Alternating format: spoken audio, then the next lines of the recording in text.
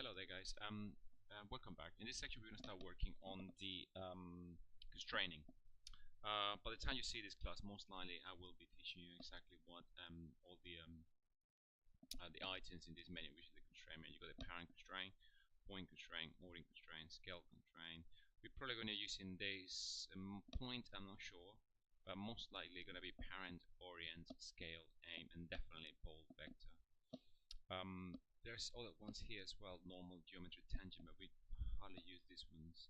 But this here in the first section here, the one that's most used for rigging. So I will be teaching you guys what this means exactly and give you examples. But for now, I'm just gonna jump on the rig. Just gonna have here, like I said, I got the IK system, and I got the normal one, which is the one that is bound, and I have the FK here and the IK. So what I'm gonna do is I'm gonna take the IK. And just gonna go here. I'm just gonna open it like that, and I'm just gonna come here, and I'm gonna go and open this one here. So, right, we have this is the IK system, and this is the FK system, see, and this is the one that is bound. So the whole logic behind this rigging is that this I'm gonna be rigging the IK here and the FK on this system, and these two are gonna be the master, and this is gonna be the slave. So this guy is gonna be switching between these two. When I put an attribute here that says IK FK, and 0 is IK or 1 is IK, and vice versa, and then I'm going to be switching between one and another. Now, so the first thing, don't worry about this, is just I'm just rotating so I can see, but you will see how this system works. So what I'm going to do is, normally when you work with constraint, what you have to do is select first the master, then the slave, as opposed to parenting when you select first the child and then the parent. So here's opposite. You can select the master, so master, and then the last one is the slave, and then he will understand that the last selection is going to be the one that is going to be the slave, and whatever selection you have before, they're all going to be influenced in this. In this case, we're going to be the rotation, so we're going to be doing rotation. So you constrain, we say ordering constraint. So I'm going to go to the options, and in the options here, I'm going to go into I think I'm just going to reset this. This is fine, however you want. You want to constrain all the axes. Maintain offset, you don't want that, and we say apply.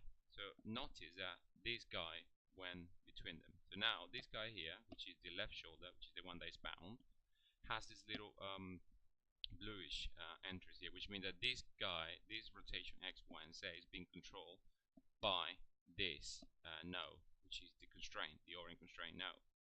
So the ordering constraint node is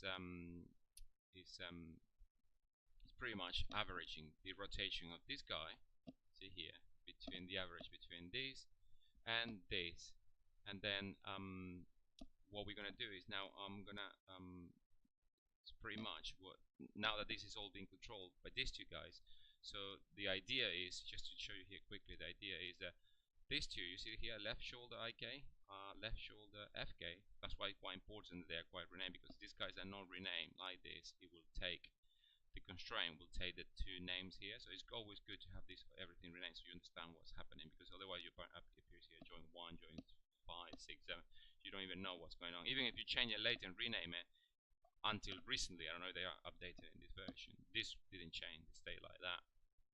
So, but you can see here, for example, this guy. So if I take this guy to, if I click here and middle click and drag, you see that this guy goes into here. You see I can go to all the way, I can go higher than 1, but we don't want that. But for example, if I put this guy to 0, now the FK is controlling the rotation of this guy.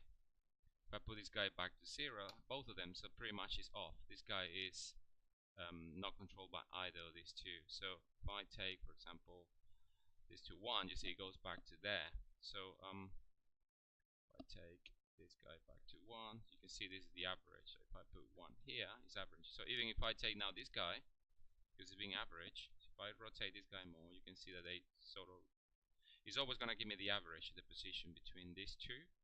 So, and that this little control, these two entries here, is the one that we are going to connect with an attribute here that says IK FK. So I connect that. When it's 1, these guys go to 0, and when it's 0, the other guy go to 1, vice versa. So we switch between those two. Now, this is obviously connected now because it's all there. But now, if I select, for example, the same goes with it. So I'm going to take this, select these two masters, then this guy, and then I'm going to go into constraint. Just gonna open it here so I have it all the time here. I said OR in constraint. Nothing happened because these guys hasn't been they haven't been rotated. But if I rotate, then it will you see it will average. Obviously, it's gonna take the whole thing here because these guys are not being rotated. But if you rotate this guy back, so it will start averaging. But that's not gonna be the case. So I'm just gonna leave it like that. Now again, I'm gonna take this guy, master, slave. If you want, you can press I think you press G for the last one to go here, orient. And then this one is the last one, so we want master, slave. I think you press G, and G is the last command. So you see it's all working. So now, because none of these guys has been rotated, I think none of them are rotated.